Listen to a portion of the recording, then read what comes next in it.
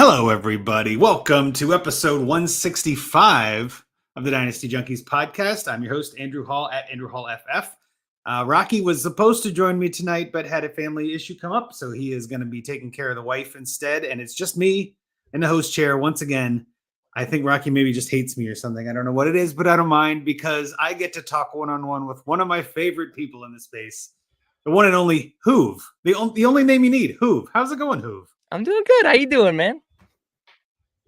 Doing all right. I know we hung out a little bit at the expo, had a good time there, and I know you're working with IBT and doing a bunch of stuff. I loved your episode of Get Real with Casey Kasem. That was awesome. Thank you. Just in case people haven't heard any of that or haven't hung out with you at the expo like I have, why don't you explain a little bit about what you do in the industry and kind of what your I don't know, where you were at, where people can find your stuff. Before I get into that, I have to say I can't take all the credit for that awesome episode with Casey, because Casey is just an outstanding host and she's just so easy to vibe with, and you can get some good content with her because she just brings it out of you. So, but where can you find me? You can find me on Twitter. You can find me at IBT Media. I am the senior video editor for them. So I help teach people, video editing, as well as doing the weekly VODs. So on Fridays, if you're looking for a hot new video, go ahead, check out IBT Media, check out the new HOOOOOV special of the week. So I can't take all the credit because we have an awesome team of trash sandwiches and Ariel trash sandwiches, and Seth and everyone involved. So I can't take all the credit, but I am the video editor for it. So if you like the videos, you can give me a follow at HOOOOOV on Twitter. I love it. Yeah, no, and I'm a big fan of Ariel as well. She had a great episode with Casey as well. Like, there's just a lot of you guys in IBT are going through the Get Real churning right now, which is perfect. I love getting to know more about you guys. Yeah, it's Ariel. I know. Yes. Okay. See, I know that. She's in. I know you know that. If she's listening, Ariel, we know. We're not. We're trying. Wasn't trying to correct, but subtle correct. But no, Ariel, big fan. I've been on a podcast, so I'm just trying to get back in the swing of things there. Hey, knock them cobwebs loose. You're doing great. No, but I think too with the IBT team, you guys are a very good group of guys and girls, of course, and doing a lot of good things in the industry. And I know that draft night out was a really fun time. The draft itself, I should say, was a really fun time. The league is a good time, even though I'm doing terrible in that league.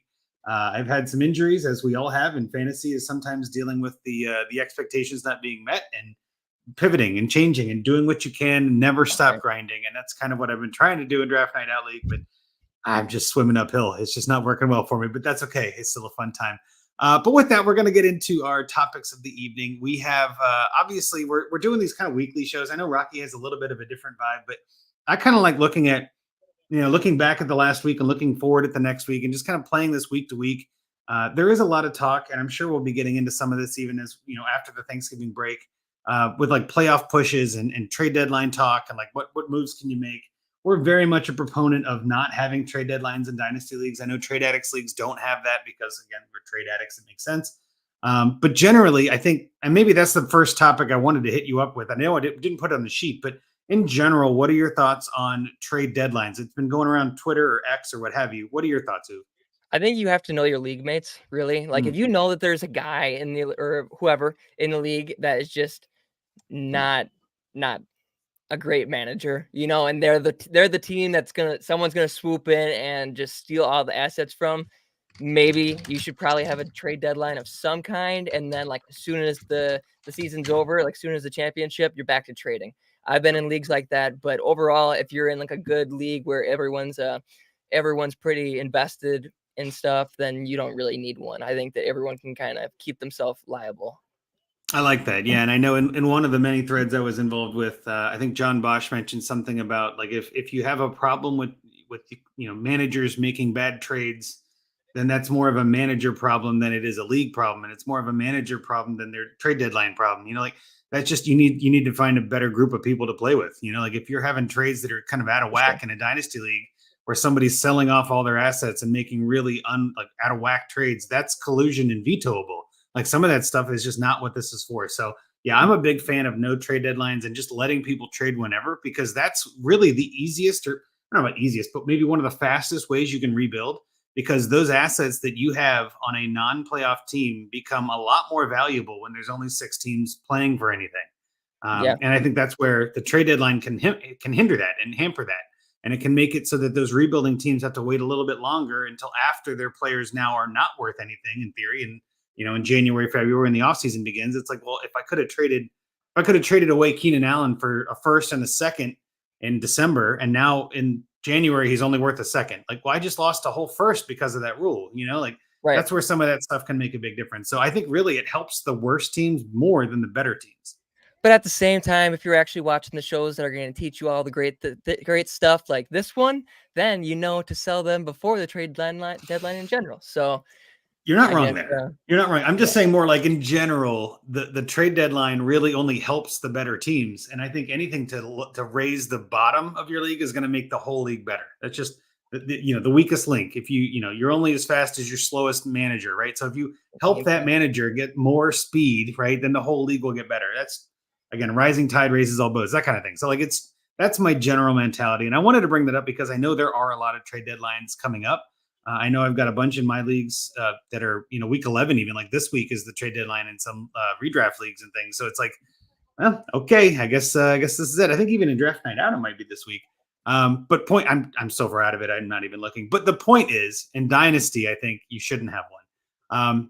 But with that, let's pivot a little bit backwards. I just turned down a trade right before I jumped on here. I don't even know how I feel about it. So let's talk about it. Yeah. It was okay. So this guy is 20-0, and we do like a median league. So he's 20-0. And he talks about how he's lucky. And I'm like, that ain't luck. If you're going 20-0, you ain't lucky. Like there's a little bit, but you obviously are pretty good. Yeah.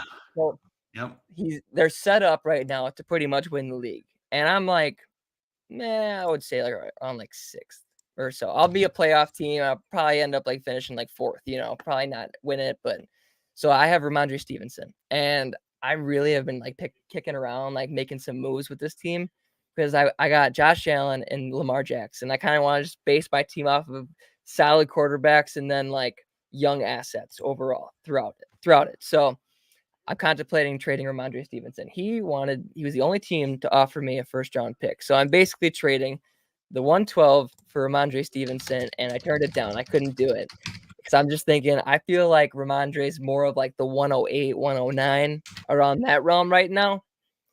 And so I was trying to get him to throw in like Josh Downs or Tank Dell in it, and he's like, I can't do it. Ooh. Even though last year at the trade deadline, he traded me Christian Watson to move up one spot to draft JSN while I drafted Jordan Addison. And it looks like I'm winning that one right now. Early Dynasty-wise, maybe not. Yeah. But this year, doing great. I like it. Would you have made the trade? I would want more than that as well. I'm kind of with you. I love the idea of adding a young receiver to that. I think there's a lot of different people that have a lot of different values of Ramondre Stevenson, and he's been underwhelming this year and been, I don't know, not as good as we all hoped or thought he would be, very disappointing, however you want to word it. And so I think since week 6, he's been like the RB9 or something. Yeah. Again, he's had some bad weeks lately. And I think that recency thing is in my head a little, but my thought is he's still a worthy starting running back. And I think in most situations, I'd rather, if I'm rebuilding, especially, and the guy's 20-0 or something, like, I'd much rather take a late first plus a pick. Like if it's going to be a definite late first, I'd want more than that for Ramondre myself. There's a very high likelihood that he's there again next year and is, the number one guy next year. And I don't know if Zeke comes back. I don't know if Mac Jones comes back. I don't know if Bill Belichick comes back, but I'm pretty sure Ramondre comes back. So I don't know. I'd want more than that. So I'm with you. And if you can't get it done, that's fine. Bill next year, they're going to have to look at this roster and use someone, and he's probably the best player on that offense. So even if they try to fix everything, sign all these free agents, like I just don't see anyone going to the Patriots that's better than Ramondre Stevenson, Yeah, especially with Belichick gone, if that's the case, right? I mean, you could argue DeMario Douglas might be better, but I'm not sure he's better right now, right? That's a trickier question. He's got some upside or whatever. But no, I'm with you. I think that's a fair. I mean, it's not a terrible offer. Like it's not something I'm throwing my nose up at. But yeah, if you can get another piece added in there, and I wouldn't even mind doing something like Ramondre in a second, or Ramondre in a 25 second for Josh Downs in a late 24 first, something like that. Maybe if you got to add another piece, like if you've got another running back that's in that like RB3, RB4 territory, someone that you can just toss in. I mean, I don't. Roshan Johnson. Yeah, Roshan, perfect example, right? Like I would do Roshan Johnson and Ramondre Stevenson for a first and Downs or a first and Dell. That sounds fine to me. Again, especially if you don't need the running backs, this is the perfect time to get away from them. And I think that's something we've talked about literally for years on this podcast is running backs. You don't really need them until August. We're way far away from August now. And if you don't need them now, just don't, you're good. Just get rid of them, punt them all. Yeah, after Stevenson, my second best running back is like the third stringer for the Falcons, Bijan Robinson. So I don't know what I would do there. Man, I can't wait to see if they give him a shot. I feel like he's pretty good. Maybe they should put him in. One day they'll come around. We can only hope at this point. I mean, Arthur Smith doesn't listen to anything, so what do we know? But yes, with that, let's continue through the show, I guess, and look at the sheet. But I love that trade. Thank you. We're going to look back at Week 10. I don't really know if we want to get too specific. Week 10 was kind of wild in a lot of ways. The one thing I wanted to bring up from Week 10, which is kind of like an all-encompassing, kind of not all positions, but those freaking Cowboys, man, what the heck happened there? Like, 7 touchdowns, none of them to Tony Pollard, which was very frustrating for all of my Pollard shares. But Cooks, Lamb, and Ferguson all seemed like they had a pretty damn good day. I mean, Dak obviously had a great day. I mean, I wouldn't say that I expected that kind of outcome, but this team is supposed to be good. So I guess I shouldn't be that shocked. But since the bye, they've really been rolling. I guess, what are your thoughts on the Cowboys in general after seeing their Week 10 in their last few weeks? Fugazi. It's nothing. All right. Don't even get your hopes up. Beating on bad teams does not make you a good team. As a 49ers fan, I know the Cowboys' identity, and they know their identity. They just don't want to admit it. So yeah, we all know what's going to happen with the Cowboys. I don't want to sound like a scratch record, and keep saying it, but we all know what the Cowboys are. They're gonna choke. I don't even want to sound like Stephen A either, but man, I was just gonna say that sounds familiar. Yeah, it sounds way too familiar, but that's the truest statement that's ever come out of Stephen A's mouth, is that the Cowboys always screw themselves. That's exactly right. So I agree with you on all of that, but I still think this is a perfect time to sell Cowboys. Right? Like, this is that window where you might have, a lot of people in your league are looking at this, and this isn't just a 1 week fluke. Dak has looked really good since the bye, the last 3 weeks. And so part of me is like, maybe this is a good sell window in a sense. I sold Dak a couple of weeks ago in a trade where it was basically, I think it was Dak and Devontae Adams for Jalen Hurts and Christian Kirk. And it's a 1 QB league. It's a redraft league. Like, it's not dynasty or anything like that. But I was happy to get Hurts and get out from under Dak just because the inconsistency there bugs me. And then, of course, after I trade him, he has these 3 great weeks in a row. And I'm like, maybe that was a bad choice. You can't look at it that way. Like, that's just not how this works. It's 3 weeks, and Dak will come back down to earth. But that doesn't mean Week 10 wasn't shot. Option at quarterback. There's no complaining about that. Jalen Hurts is a monster, and Dak Prescott, I don't even want to say it, but he's not a top 10 quarterback. He's not. I wish he was. Like, I want the guy to play well, and I like when the Cowboys do well because they're on TV so gosh darn much. Like, I kind of like seeing a good team on TV all the time instead of the Jets or the Giants even at this point, which are terrible. So New York is out. But I'm just saying in general, that was a good Week 10 for the Cowboys, and it might be a good sell window on Brandon Cooks especially. I think that was more of a fluke. He got up more than half of his yards in that game this season. So that's not likely to happen again. CeeDee Lamb is for real, though. I do like Lamb. He's CeeDee Lamb. Like, he's a sell, he's a buy, like whatever you want him to be, he's there, like I've been seeing so many takes about CeeDee Lamb this week, and CeeDee Lamb, he's a top 3 wide receiver, but really, like, I think I would still, next year, looking at it, I would draft Amon-Ra every time over CeeDee Lamb, every time. And so, like, that's not a knock on CeeDee. It's just like, I don't necessarily know if the Cowboys are going to stay this awesome offense when they're not playing bad teams. The Lions, I was going to talk about it later on the show, but the Lions they're here and they're ready, and they're one of the best offenses in football right now. And so, like, if I could get a wide receiver 1 in one of the best offenses in football, I'm going to do that over CeeDee Lamb. Like, and it's not a knock on CeeDee. It's just, that's just what I got to do. That's just where my preferences are. Well, and actually, maybe this is a good discussion in a sense on that topic. Is CeeDee Lamb the wide receiver 3? Right? Again, I think most people, now I don't think I'm alone on this, but most people have Chase and Jefferson 1 and 2 in some variety. And I don't think that's really up for debate. But that wide receiver 3 conversation gets kind of fun because you got AJ Brown, you got Tyreek Hill, obviously CeeDee Lamb, like I mentioned, Amon-Ra St. Brown, like you mentioned. Like, of the remaining receivers after Chase and Jefferson, is Lamb your three, or is, I mean, obviously Amon-Ra would be ahead of Lamb, but is Amon-Ra your three, or is Brown or Hill one of those guys? In a dynasty startup, it's Amon-Ra for sure. Wow. Okay. In redraft, it's I think I'm gonna. It's not. I want to say AJ Brown. I really do. I do too. I really do, but I think I still have to go with Tyreek Hill, because Tyreek Hill, like, until I see this absolute drop off, I got to go with Tyreek Hill. And I don't want to fall into the same trap that I fall into this offseason, with Tyreek Hill, thinking that he said, "Oh, I'm done in 3 years." I will run Tyreek Hill into the ground for 3 years of Tyreek Hill. Absolutely. And it's not a knock on AJ Brown, but when you have Jalen Hurts being so efficient at the tush push, he's stealing touchdowns. You got DeAndre Swift, who's a monster. I've been really big on DeAndre Swift later on in the season so far. I've taken some bets, him versus JT. I really like DeAndre Swift the rest of the season. So I have a bet going on with Ronnie Evans out there. Love Ron Bond. Yeah. So overall, like the Philly offense, even though I kind of sound like a hypocrite, we're just talking about the Lions offense. It's so efficient. It's a different style of offense than the Lions. And the Lions is more, everything runs through Amon-Ra right now. There's way too many good weapons with the Eagles that they can do so many things. Yep. No, and I totally understand that. I think that the Eagles are just a different caliber right now. Yeah. And it's really interesting to see. But I'm 100% with you on Tyreek, my friend. Like, Tyreek Hill reminds me of that Todd Gurley kind of vibe, right? Whereas, like, he was the best of the best of the best until he was zero. And that's kind of what I think is going to happen to Hill. He's going to literally run out and be the fastest guy out there until he's dead or retired. And he's just not going to have a middle. And I'm kind of with you too. I'd much rather take the almost quote unquote guaranteed points. I don't want to jinx anything, but he doesn't seem to get very injured either, which is kind of nice. Like, he tends to play a lot, and he's got a good offense, and Mike McDaniel knows what they're doing. So I totally get the logic.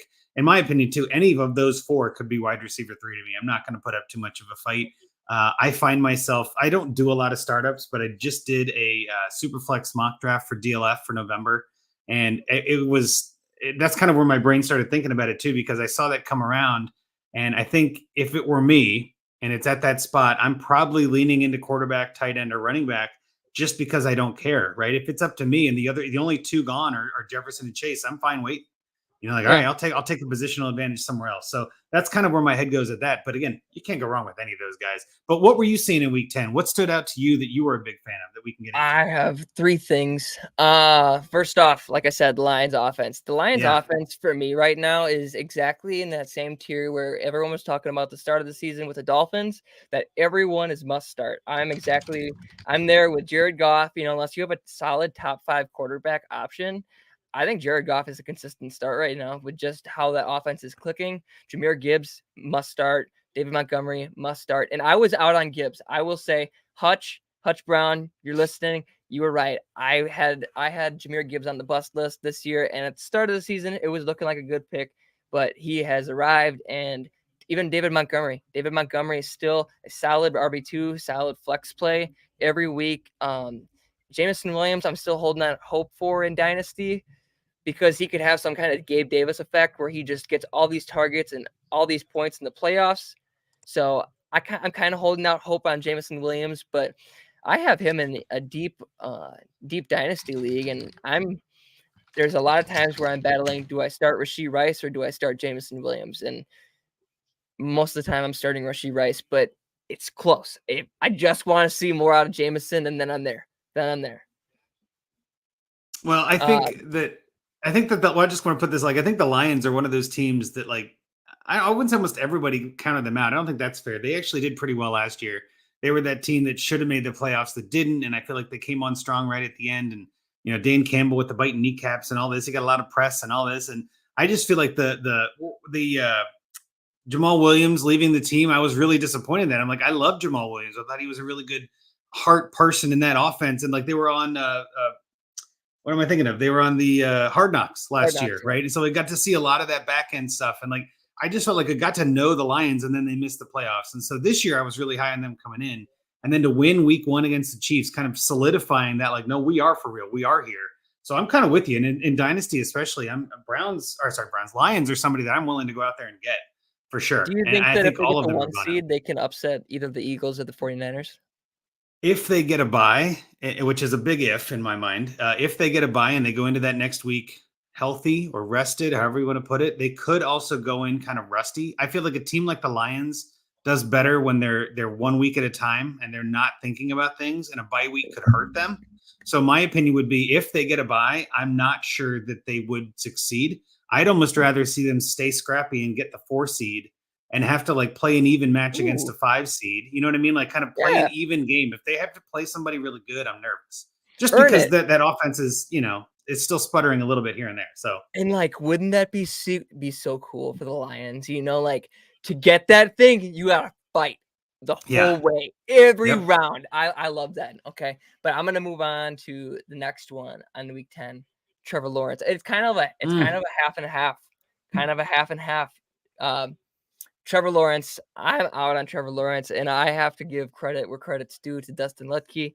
He's the one that Mm. originally, when we were on our way up to the Packer game, he gave me a whole scolding. Not like I was big on Trevor Lawrence beforehand, but a whole lecture on Trevor Lawrence and if he's good or not. And I realized that Dustin's right, and he's not this larger than life quarterback. He's an average quarterback, and he's probably going to be a starting quarterback for a long time in the league, or most probably into a second contract at least.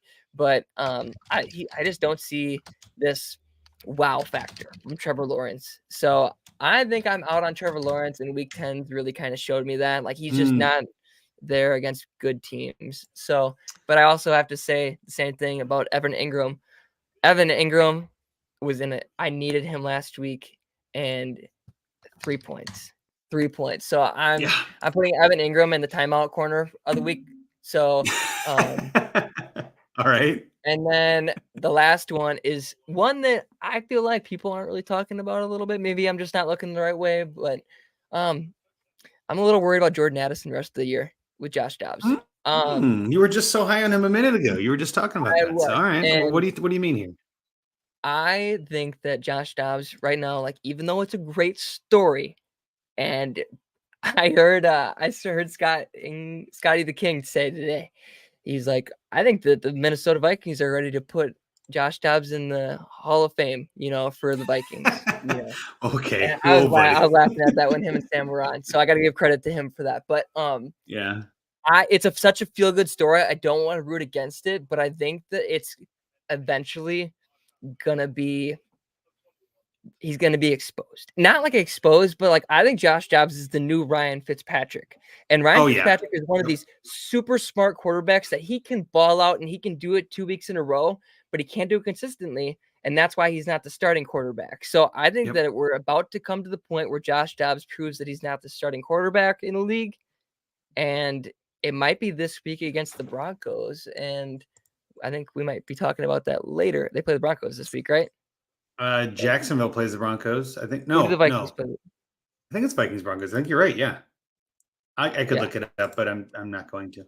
But where Yes, they where I play the was even Broncos. going to pivot on. They play the Broncos Okay, this good. week, Okay. and I think that right now that's why I was really kind of worried about Jordan Addison is that we see Justin Jefferson coming back in the fold, and maybe not this week, but at least next week probably he'll be around. And then this week, Sean Payton's Broncos. People aren't really like loving to say that they're rooting for the Broncos, but Sean Payton's fixing it, and this defense, I wouldn't be surprised if they're on upset alert and they upset the Vikings this week. So I think Jordan Addison might be a disappointment this week going up against the Interesting. Broncos Interesting. I defense. don't disagree with that. I want to poke a little bit into the Dobbs stuff. I don't disagree with it entirely either, but I do think Dobbs is for real because of the rushing. He doesn't seem afraid to run, and I think a lot of times those running quarterbacks tend to get a little bit of a pass, maybe on how inaccurate they are. I'm pretty sure he had a career high passing this week. You know what I mean? Like he just had a hell of a game for a short middling kind of career, and I don't know if that sustains. I'm with you. I don't think he's ready for the Hall of Fame or anything like that. But at the same time, it's hard to ignore, right? It's hard to say like, Oh, for sure. like he's not trash, but obviously there's a reason he was a backup a couple of places. It just maybe this is the team he needed to kind of find a home, and maybe this is what he's looking for. I don't really know. I think That it's the being same thing said, as like Gino, but Gino went to Gino's a a better system. example. Yeah.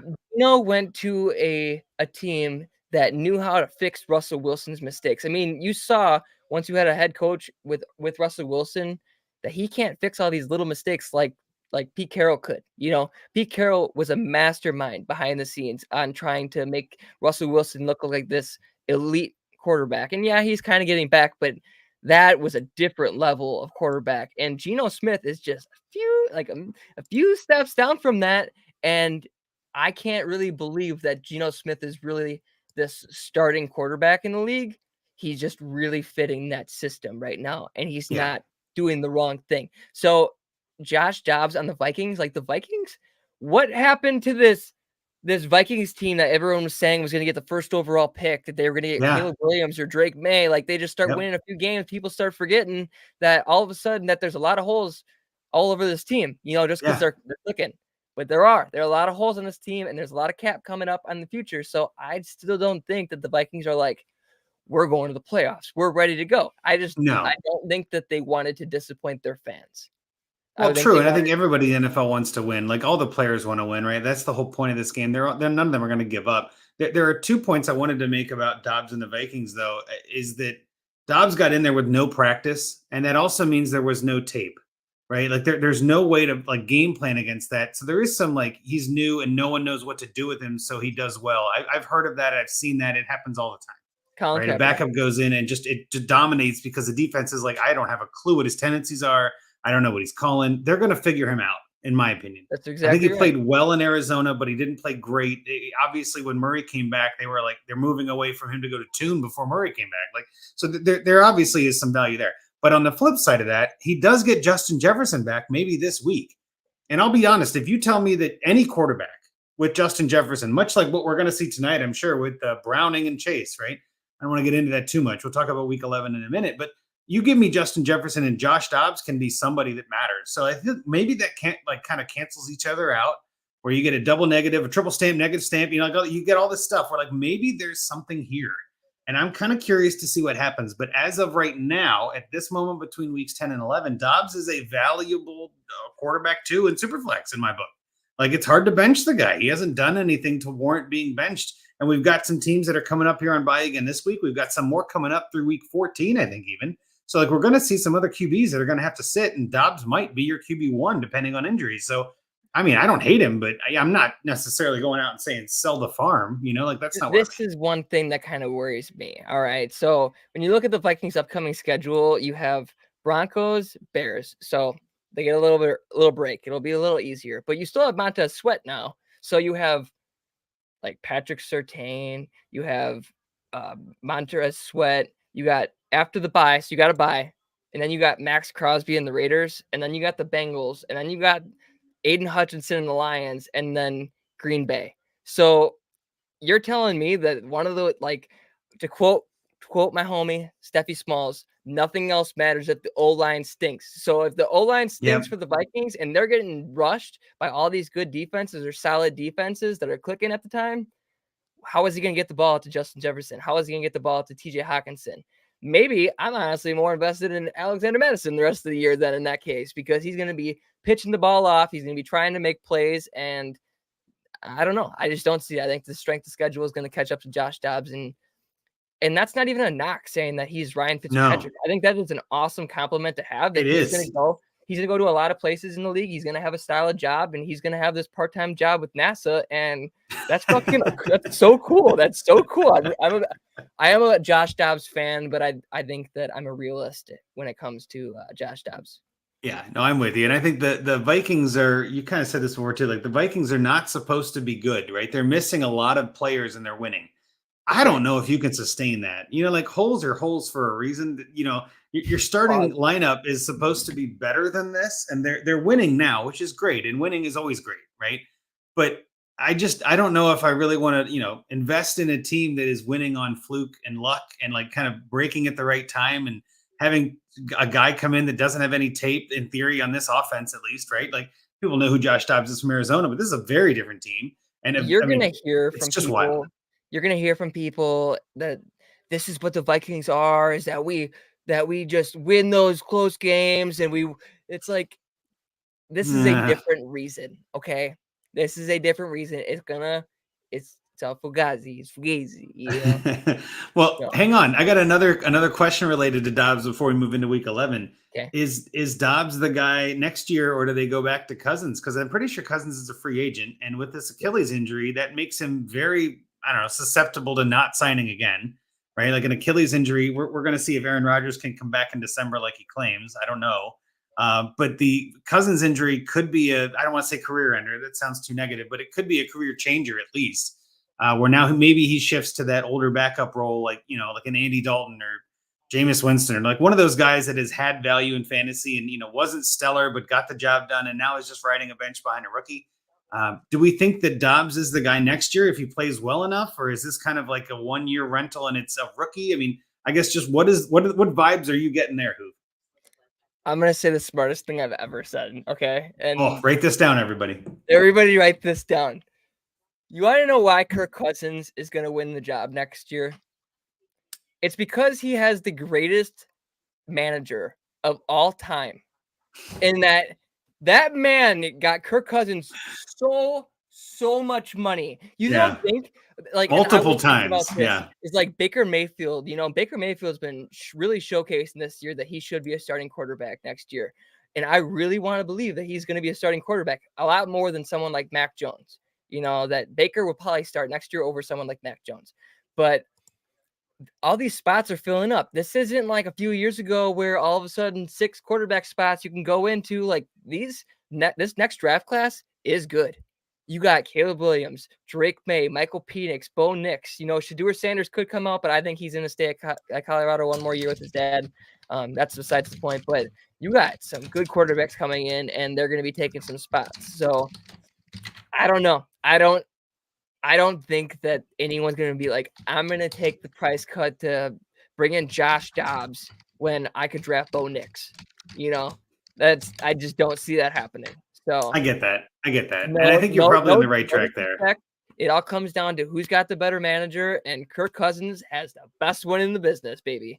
So yeah, Kirk Cousins is probably going to get realistically, he's probably gonna, like any other guy would get like a 2-year deal, like just prove you're still good and you still got your mobility. No, this man's gonna probably get like a 6-year fully guaranteed contract. Like if you retire, you still can have it, because you're a fan favorite.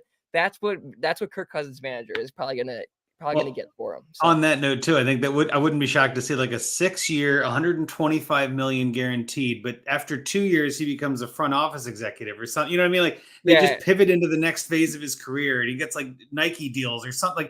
It's just they're gonna make Watson's deal look like fucking nothing. I can't even think of an analogy. That will be crazy. And if it happens, you heard it here first on Dynasty Junkies with HOOOOOV.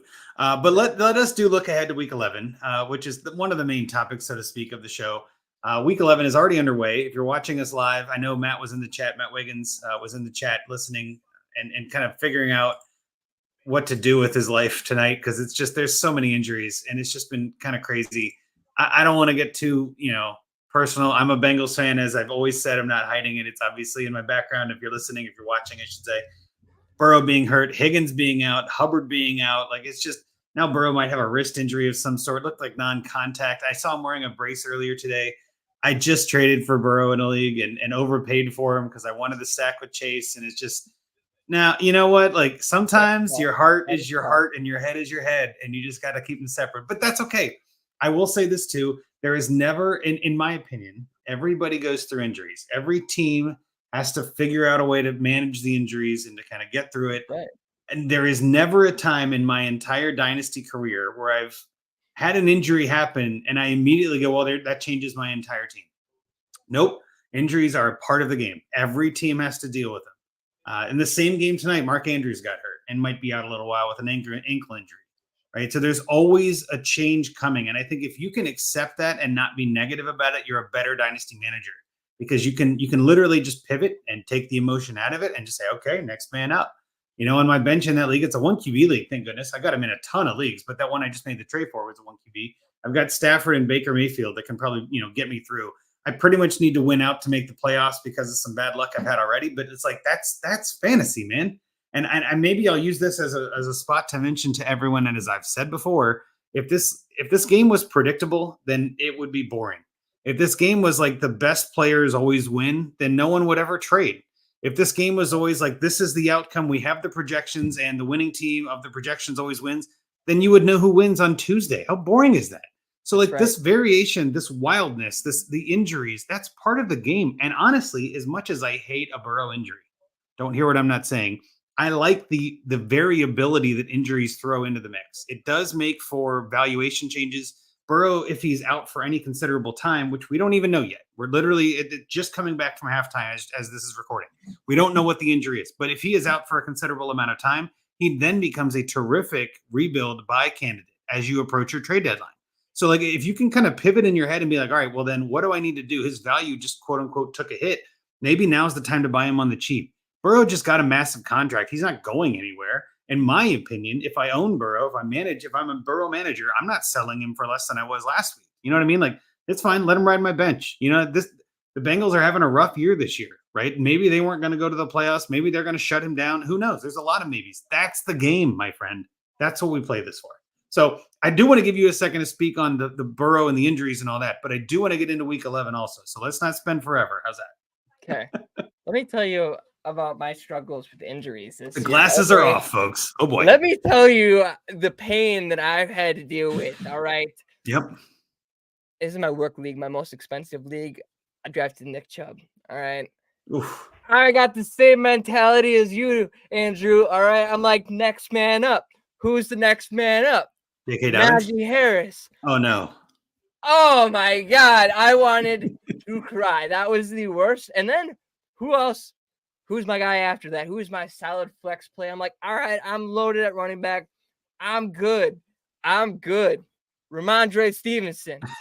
Oh, okay. That's even better. So now I'm writing Najee and Stevenson, and I'm hurting. I'm hurting really bad. Yep. And I go out and I'm like, I need to make a move.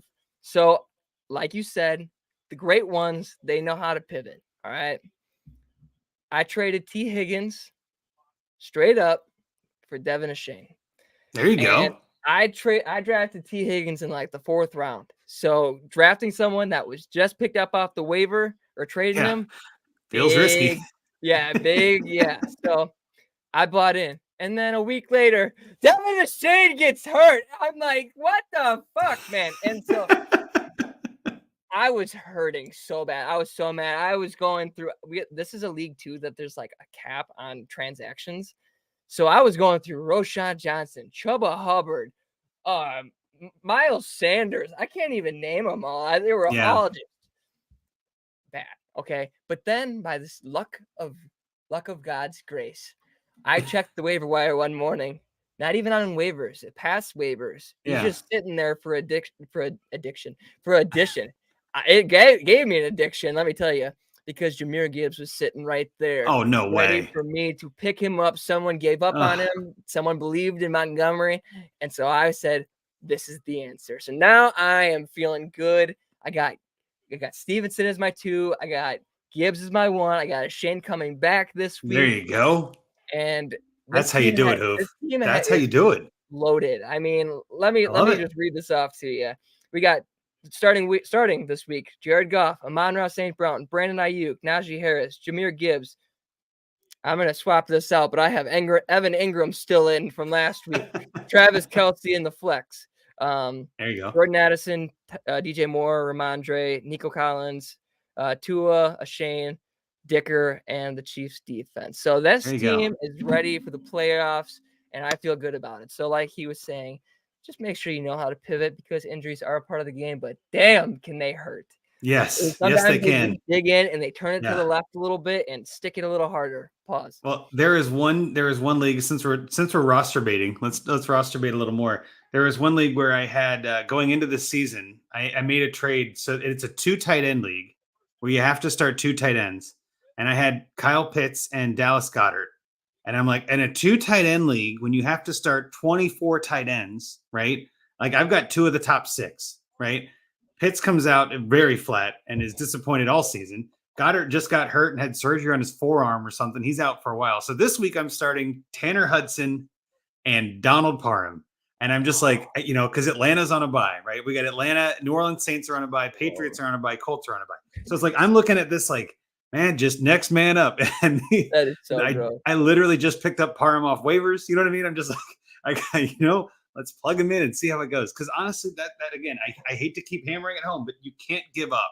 That's the one thing I always say: never give up, never surrender. Let's keep going, keep grinding. Your Kyle league is Brandt gonna nailed love it. You're gonna get better. Trust me. You're gonna find a way. You're gonna keep playing. Others in your league will give up. If you don't give up, you'll win. I guarantee you. That's right. And yes, it is brutal. And yes, it can be a heartbreaking sport, hobby, whatever you want to call it. But man, is it fun when it pays off. So I just want to keep saying, just keep going. But like I said again, and just keep going one day at a time. But again, we got Falcons, Saints, Patriots, and Colts on a bye. That leaves us with 28 teams playing this week. There are a couple of players I kind of wanted to mention that I was going to just maybe get into when we got down into Find Me a Trade. But is there anything in week 11 that you're excited about or looking forward to? I got 3 players that are really sticking out to me this Beautiful. week. I'm not a big rankings guy. Maybe I need to start doing that this offseason when I start making more written content. But 3 guys that are really stuck out to me this week. I am smashing.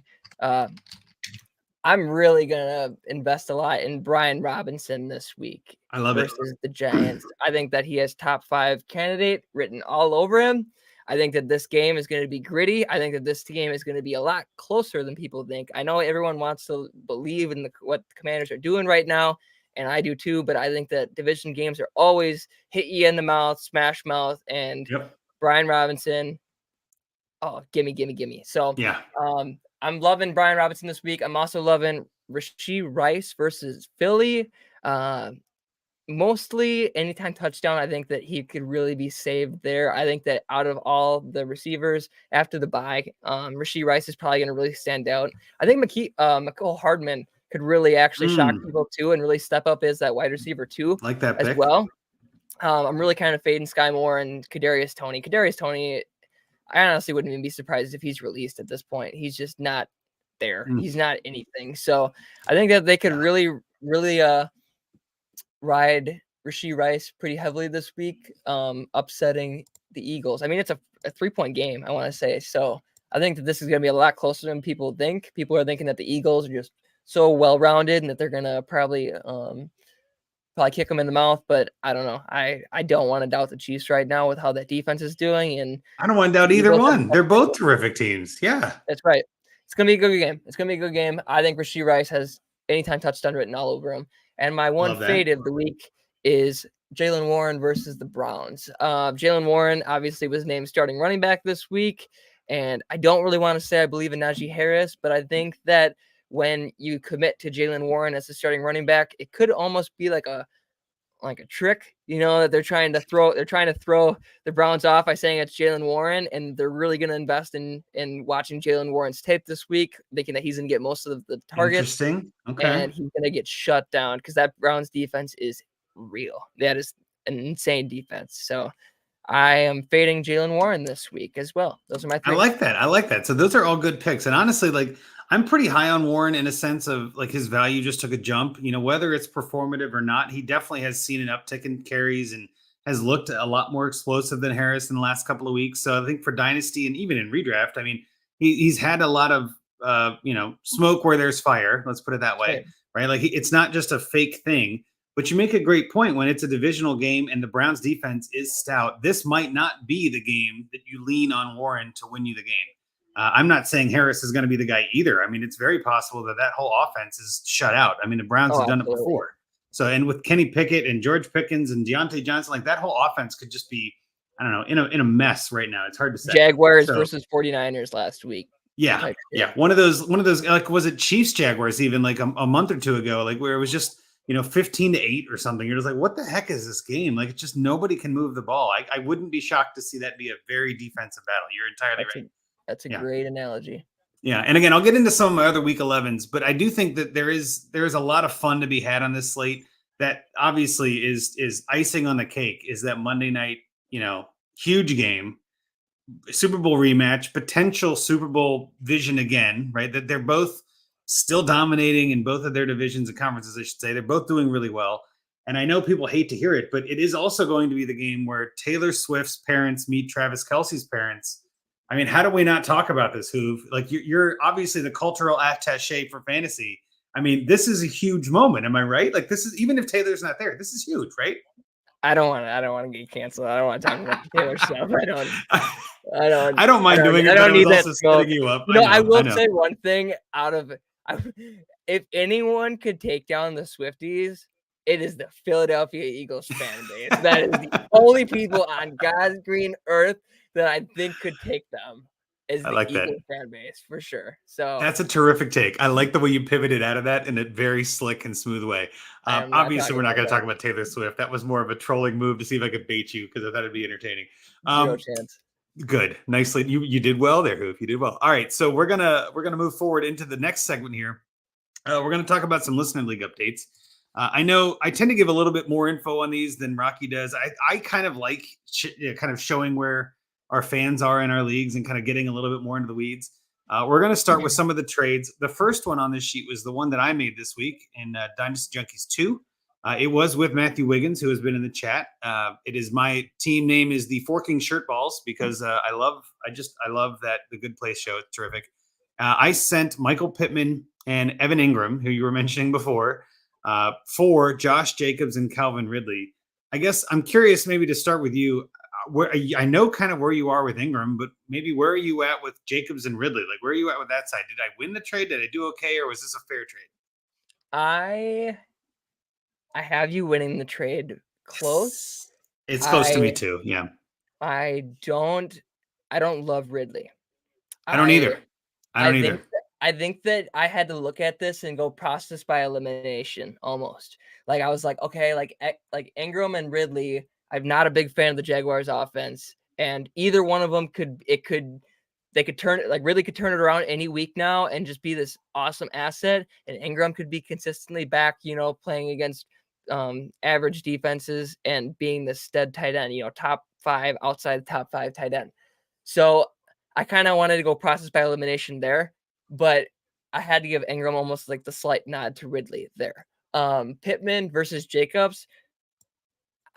Until McDaniels got fired, I probably would have taken Pittman and Ingram over this. But now that Jacobs and the Raiders are free at last, I'm gonna go with Josh Jacobs and Calvin Ridley because I really think Josh Jacobs he's special, man. He's something special. Not to quote Vince McMahon. I do too, and I think this trade was technically made, I believe, right before the firing. But I just felt like the writing was on the wall, and I'm like, I'm looking at this team. I'm contending in Dynasty Junkies 2. I've got a good shot to maybe make the playoffs. I just feel like I need something to change. And I traded for McBride. I actually traded the same team. I ended up getting Trey McBride as my tight end. So it gave me a little bit of flexibility to get rid of Ingram, right? So I'm like, you know what? I'm willing to sacrifice some of that tight end depth and go get another running back. So my running back group now is Bijan Robinson, who has been underwhelming. Josh Jacobs, who I just traded for. Austin Eckler, who's been pretty good but not great. David Montgomery and Joe Mixon are like my starting 5 running backs. If I'm going in, I'm loading in on running backs. And then at receiver, it's a little bit riskier, but again, it's part of the fun. I got Mike Evans, Jacoby Myers, DK Metcalf, Terry McLaurin. So like I got a team that I feel like can contend, and it's probably kind of a husk of itself in 12 months from now, where it's just not nearly as good. But it's a 14-team tight end premium super flex league. Like, and it's just one of those where I felt like I'm 6-4. I might have a shot here.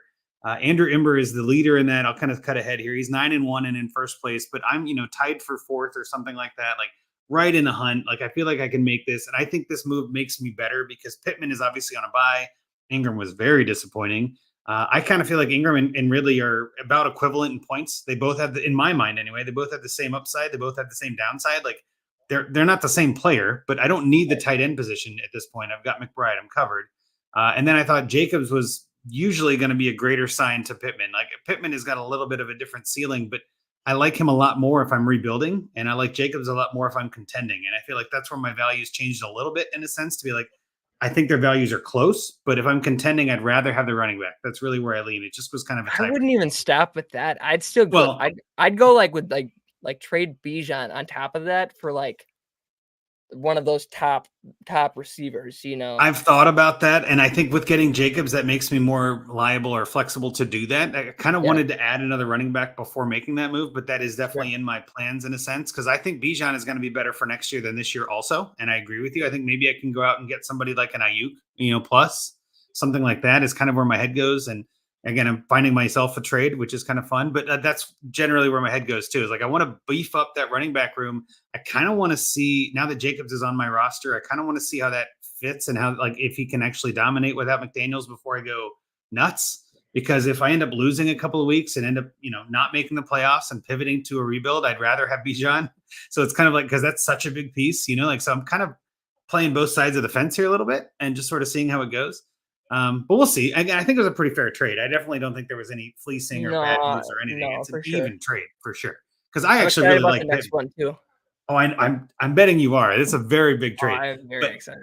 I'll finish with this and say I'm a very big fan of Pittman. I do like Michael Pittman a lot. I think Anthony Richardson is the deal, and I think that offense is going to be great next year. And for this year, I don't think I can trust Pittman. That's kind of what it came down to. But yeah, let's get into our DJ3 trade, which is a monster trade. This is like deal breaking.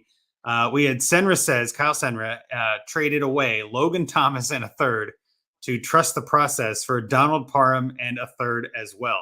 Or sorry, 24 fourths. So Thomas and a fourth for Parham and a third. That's my bet. Yeah. So if someone sent me this trade, I don't even think that time and space could process how fast I would click. Except if on the Logan Thomas side, why would anyone want to give up Logan Thomas right now, especially for trying to move up one late round pick?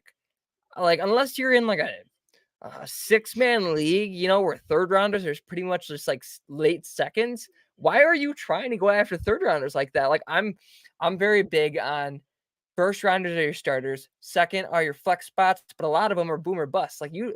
Like second rounders are all shit. Like, not shit. They're all just like a crapshoot. They're more lottery tickets than the first, right? Each round gets more risky. Yeah. Yes, there's more of a crapshoot. So, like, if I was going to trade someone like Brian Robinson, I'd want 2 seconds. I want 2 chances to try to get someone like Brian Robinson. That's my mentality. But thirds, like Puka Nacua is the miracle of God that is going in the third round. That Tank Dell, right? Wasn't Tank Dell a third too? Tank Dell, yeah. So there's a few of them, but like third rounders for Logan Thomas, who's probably a top 10 tight end right now. Like, that's wild. It's wild. You already know. And I saw that. I'm like, this is a real trade.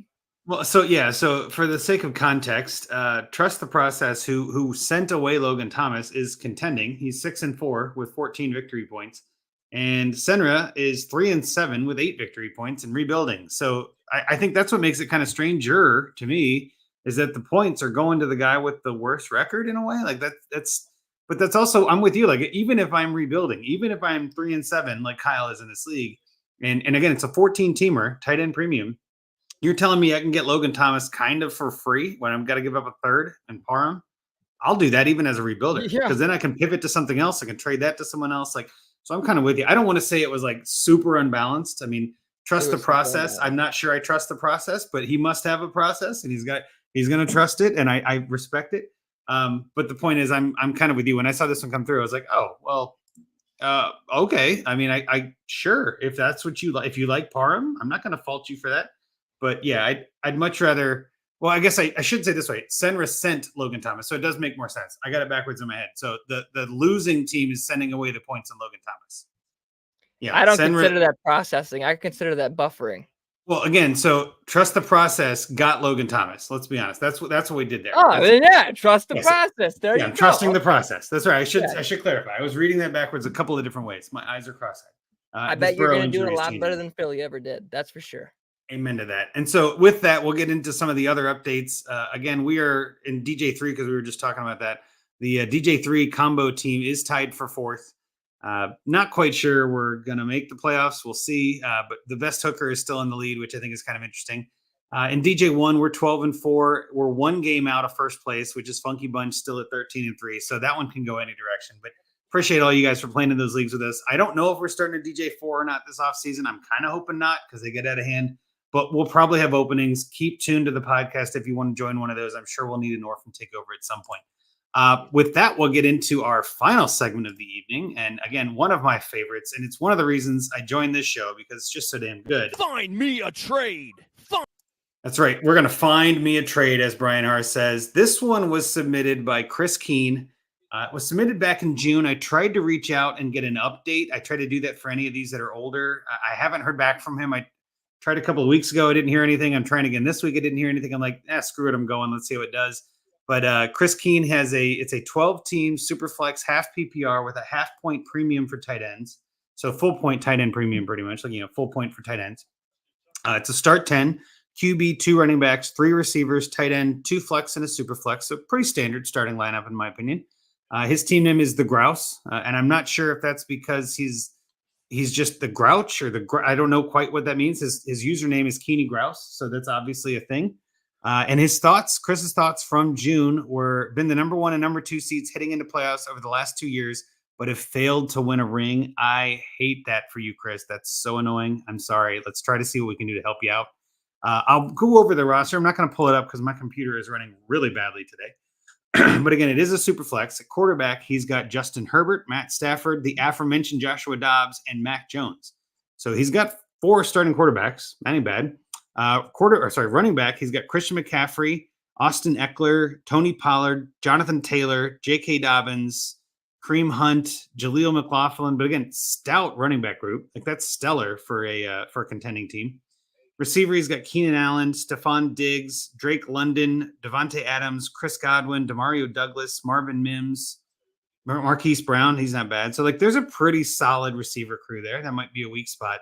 And then I think what I would call his definite weak spot is tight end. He's got Dallas Goedert, who we talked about before, who is hurt and just underperforming, really. Gerald Everett, Durham Smythe, and Albert O. For picks, he's got a different team's second in 24, and that's it. In 25, he's got his third and fourth, and that's it. And then in 26, he's got all of his picks. But he's clearly sent some picks to get some players to go all in. And again, if you're finishing first and second and you haven't won, like, you're getting into playoffs and just can't get that title, I don't blame you. Go get that title. Go do what you got to do. F those picks, right? Just F those picks. Just send them in there. So that's the team. I think it's pretty solid top to bottom. It might have the biggest weak spot at tight end, but what did you think there, Hoov? What kind of trades did you come up with? What kind of kicked you first? I think that he definitely needs a new tight end. That's not where I'm going to focus with the trade. There's a few things that I feel very good about in this industry, and one of them is finding trades. All right, my leagues. Joey Wright has coined the phrase "hoop trade" because I'll cook up some trades, man. Let me tell you, I am determined in my dynasty leagues. My dynasty leagues probably hate me because they'll get alerts at 2 o'clock in the morning that there's a 12-team trade coming through, a trade offer, and they're always declined. But I'm cooking. So I'm going to cook something up for you. I'm going to stir away from tight end. So if you want to find him a tight end, I'm going to find him in a different spot. I think that he actually does need to upgrade at quarterback a little bit. I'm a little worried. He has Josh Dobbs, Stafford, you said, Mac Jones, and Herbert, you said? Yep. I think he really needs to cement that QB2 spot. Stafford's injury, and then obviously we talked about it earlier. I just feel like the Dobbs saga is about to come to an end, and we all know Mac Jones is just on the break of being benched. So I don't want you to lose your league because you run out of quarterbacks. You only got one. Let's find you another one. And I found you with someone that allegedly it looks like that you have had trade history with in the past because they have your 2024 first overall pick, first round pick. It is first round sensible haircuts. Yes, for sensible haircuts. I want you to trade Mac Jones and a third round pick for Baker Mayfield. And I want you to ride that out the rest of the year because it looks like he's not really contending. He's probably going to look for some draft picks. He's probably looking for a quarterback that he can ride out the rest of the year. And that's probably Mac Jones. So I'm going to go Mac Jones in a third rounder, go all in, and Baker Mayfield with the weapons that he has around him. He's got Chris Godwin. He's got Mike Evans. Rashid White is proven that he can actually be a starting running back in the league. So I really like Baker Mayfield right now. I think that out of him and Mac, like I said earlier, he has the better shot of actually playing next year. So if anything, you got Baker Mayfield for one more year and you sent a third round pick to have another year of quarterback eligibility. So that's where I'm going. I like that. I think that's a pretty It's a pretty creative trade. I think getting Baker, even if it's a negligible difference and sending a third, which would be a 25 third in this case. So like Mac Jones and a 25 third for Baker. I think if I'm sensible haircuts and he's somewhat sensible, he's got a ton of quarterbacks. So he's kind of playing the He's QBX also got strategy Bailey anyway. Zappi too. Yeah, he's got Bailey Zappi, which is nice for the duo in a sense. He's got Aaron Rodgers, who's hurt, Deshaun Watson, who's hurt, Geno Smith, who's Geno Smith. Like he's not. I don't think that team is really contending. Mark Andrews just got hurt tonight. He's got Alvin Kamara, who's getting older. Kyron Williams came out of nowhere. Like his running backs are okay. Justin Jefferson, obviously, who's been hurt. Like I'm guessing Sensible Haircuts does not have a terrific record. We don't have that information here, but I'm guessing that he's rebuilding. And Correct. if I'm rebuilding, taking Mac Jones in the third probably makes a lot of sense. Like, just let's get out of Baker. I don't know how long he's going to be there. Baker is not a part of any rebuilding plan that I'm familiar with, and getting that extra pick couldn't hurt, right? It gives you another trade chip. Right. So I don't mind that at all. The trade that I was going to get into that I kind of built sort of during the show a little bit, I had it in my head, but I just sort of finished it. But what I was going to say is, I don't disagree with your thought either, by the way, on QB2 being a weak spot. I don't want to make it sound like I'm fine riding with Stafford, Dobbs, and Jones as my QB2. Right. It's just more like there are worse positions on this team that I'd want to address first. Sure. I also feel like if you've got a solid starter in Herbert and you've got solid, not reliable, but, serviceable QB2s, but your tight end right now is Dallas Goedert, who's hurt, and then it just drops off a cliff in terms of value. I think that's where I'd address is finding a backup tight end that actually makes some sense. So what I was going to do is offer up a trade for Jake Ferguson from the M Papa R girls. I don't know what that is, but to get Jake Ferguson, I'd be sending Tony Pollard. And I think that trade straight up can probably get done. I think there's a lot of people that would value Pollard well ahead of Ferguson. And I think you could smash that. You don't need Pollard. You could trade on the name value. He's been very underwhelming this year. As much as you want to say he's been okay, whatever, but like, you're trading a Cowboy for a Cowboy, which is kind of nice. Like you're not loading up too much. But I think Ferguson is not necessarily the real deal, but I think he's going to be more reliable than Pollard on a week-to-week basis, especially in a tight end premium league. It just feels like they're not giving Pollard the ball. They're not letting him be himself. It's just, I'd be frustrated and out. If you can get more than that, if you can get another piece back, like let's say, for instance, you can get a third on top of Ferguson, that's probably where I'd start. And then if they counter with something, maybe you can take the third out. I'd be okay going straight 1-for-1. The other thing is you've also got Jaleel McLaughlin. What's that? I think you could get a second with Ferguson. You're probably not wrong. But I'm just saying, like in my mind, that's how much I want Ferguson and how little I want Pollard. Right? Know your league mates with that one. Just know your league mates. You could probably get a good deal out of that for sure. Well, it may shock you, but Tony Pollard is only 1 point better on DTC. Tony Pollard is 15.1 and Ferguson is 14.1. So like it's not that far off. A second is only 2 or 3 points anyway, right? But I mean, even if let's say it was Tony Pollard and Jaleel McLaughlin, because this guy's got Javonte, Tony Pollard and Jaleel McLaughlin for Jake Ferguson in a second. I'm fine with that. You know what I mean? Like that's the kind of trade that I think you might be able to pull off because you're kind of putting the two quote unquote bigger assets together, but you're also putting the two little assets in a sense with the second. So, and you don't have a lot of picks. It gives you another second. So that's kind of where my head was at. Too. I don't mind 1-for-1s, especially if it's across positions, but I don't mind putting two other pieces to kind of balance the scales a little to help make the change in value kind of happen. So that's kind of where I go with this. And again, I don't know if that trade gets done. Every league is a little bit different, but I better backup tight end to feel more confident about going in this year. And if Goddard is somehow out for the rest of the season, which I haven't heard that at all, but having surgery is usually not a good thing mid-season. And that Eagles offense, even if he is in, has not really needed him, right? Like they haven't leaned on Goddard at all. He's the third or maybe even fourth target option if you count Swift. So I will say one thing. I don't think people are really people aren't realizing how important Dallas Goedert is to that tush push. He's the one giving a lot of leverage in that back. So if he really is out for the season, I don't think he is. But if he's out for the playoffs, that could hurt the Eagles a lot more than people are realizing. I will say that. So I just wish you got points for pushes. You know what I mean? Like if you got like a point per push, a PPP league, that'd be kind of fun. Yeah, a triple P. That'd be a fun one. That's a new variation. We got to get Scott Fish on that for Scott Fishbowl next year. That'd be entertaining. We were talking about 1-for-1. So I'll say this, like a month ago, I made one of my favorite trades I've ever made. And like, I don't even know why I like it this much, but I traded Tyjae Spears, who I traded a while back. I traded Kendra Miller a 2025 first and a third rounder for Ramondre Stevenson and Tyjae Spears. And then I traded Tyjae Spears straight up for Rashee Rice. And I think that that's one of my favorite trades I've ever made in my life. Like, I really like Rashee Rice, and I just don't see Tyjae Spears being anything after this season. So, yeah, that was like, I think that's a solid move. That's a solid move. Yeah. So, well, on that point though, I do think Tyjae Spears could be something, but something on a bad offense is not something I'm excited about. Something on a good offense is something I'm excited about. So I think your pivot is right there. Yeah. Yeah, because I think Rashee Rice could be the guy. They need somebody, right? It can't just be Kelsey. Let's be honest. But generally speaking, I think having a receiver is going to hold value a little better and be insulated from injuries, perhaps. I mean, who knows? Everything goes crazy. But again, Spears being the backup to Henry, and Henry, while he doesn't look the same, I don't think he's going anywhere. I think he's under contract for one more year. And as much as we all wanted to see him get traded at the deadline, they didn't. And he doesn't look like he's part of the plans, but it doesn't really look like they're using Spears much either. He's getting, 5 to 10 opportunities a game. That's nothing. And I'd much rather have 5 opportunities for Rice because he can break one to the house. And on a Pat Mahomes offense, you get in with him, you could be the next Tyreek Hill kind of a thing.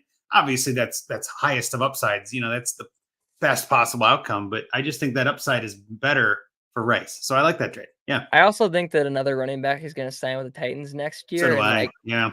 And I have a wild prediction. I think it's going to be AJ Dillon. I think AJ Dillon's going to go to the Titans. Do you know that AJ Dillon weighs exactly the same as Derrick Henry? 247 pounds. 247 pounds. Well, so maybe he's thinking Mike Vrabel can fix him. Mike Vrabel, I can fix him. I can fix him. If I'm Dillon, I want out of Green Bay for sure. Like, I don't want to be in the shadow of anybody anymore. But if I'm going to be in the shadow of anybody, Derrick Henry is not a bad shadow to be in because he is getting closer to his end of his career than Aaron Jones is, in my opinion. Again, we'll see. There's a lot to still kind of figure out and come from that. But I would be interested to see that. I think you're on the right track, too. I think they either add somebody or draft somebody to go along with Spears and Henry and just make it even more of a mess just because, I don't know, that team feels like a very big mess. In this draft class. There's plenty of them. Oh, yeah. There's going to be a lot of changes, too, between now and even, the draft in April, May. Like, that's 6 whole months of chaos, and I'm here for it, man. We started the show talking about chaos. Here we are ending it with chaos. I love it. Did you have any other trades you wanted to mention, or does that cover pretty much most of what you were thinking for this guy, for Chris? I don't think so. I think that's really it. I figured you'd talk about tight end. I wanted to switch it up and do something else. So I also kind of figured you'd talk quarterback. Look at this, Hoov. It's just meant QB1. to be. Hey, let's look at it. I know. I love it. Forever, baby. I love it. I also have a Tebow one too. So I love those jerseys. I only got the one. That's all I need. That being said, we are going to get out of here for the night. So Hoov, why don't you get people your Twitter handle again? Tell people again, remind them where you are and where they can find what you do. All right. So if you want to go ahead and you want to support me, you can support me by supporting all the people that I get to work for and I get to promote and I get to make them look absolutely fantastic as a video editor, which is IBT Media. Or if you want to go ahead and follow me, you want to see what I'm thinking, doing, whatever, you can go ahead and find me at HOOOOOV on Twitter. That is at Hoov, like the vacuum, damn president, whatever you want to name it. Tube. That's not that hard to figure out. Hoov Tube. There you go. HOOOOOV. It's 8 letters and way more characters than characters. You know what I mean? Like, I love it. I love that. I fucking love that. That's awesome. I'm a huge fan of you. No, that's not French, and we're fine with it. You're on the right podcast for that. But no, I'm a fan of yours, Hoov. I'm so glad that we got to connect on this again. I do love all the new Glarus beer that I illegally got to take home with me. That was amazing. So thank you for that. Yeah, right. I didn't traffic it across state lines. It's okay. It's totally legal. I didn't drink it at home. I drank it only in Wisconsin. It's totally fine. There you go. That being said, I am so glad that we got to have this time. And thank you so much for coming on. Keep an eye out for Hoov and all of his IBT friends. We're going to try to have more of those IBT guys on, of course, here in the coming weeks as we finish up the season. Just big fans of what you guys are doing. So keep it up over there. With that, we're going to get out of here tonight. You can follow us at Dynasty Junkies on the X, Twitter, whatever we're calling it. You can follow me at Andrew Hall FF. The other guys, Drew and Rocky, you heard theirs last week. If you didn't go listen to that episode, they'll tell you their handles.